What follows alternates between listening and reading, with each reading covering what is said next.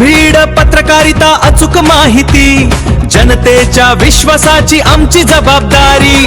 Top news Pune, top news Pune, सत्याची साथ विश्वासाची बात।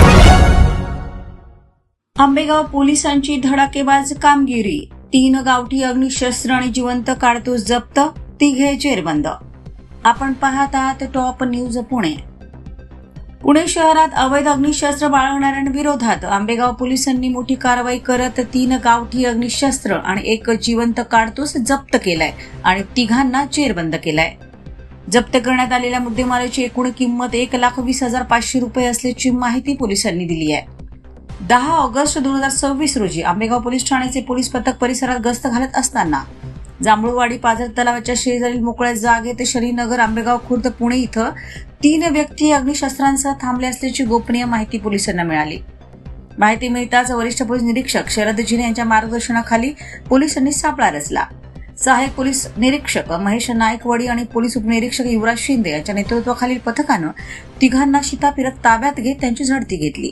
त्यावेळी त्यांच्याकडनं 3 गावठी अग्निशस्त्र आणि 1 जिवंत काडतूस आढळून आलं। या कारवाईत अटक करण्यात आलेले 3 आरोपी आहेत भाजी विक्रेता राजन विनोद शहा, पानटपरी चालक अनिल कैलास चौधरी, गॅरेज चालवणारा प्रथम अरुण रेणुसे।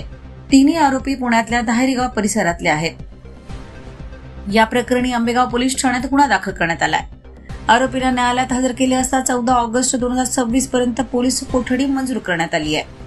अवैध अग्निशस्त्रांविरोधात आंबेगाव पोलिसांची कारवाई आणखी तीव्र होणार असून बेकायदे शस्त्र बाळगणाऱ्यांवर पोलिसांची करडी नजर राहणार आहे असे पोलिसांकडून स्पष्ट करण्यात आलंय।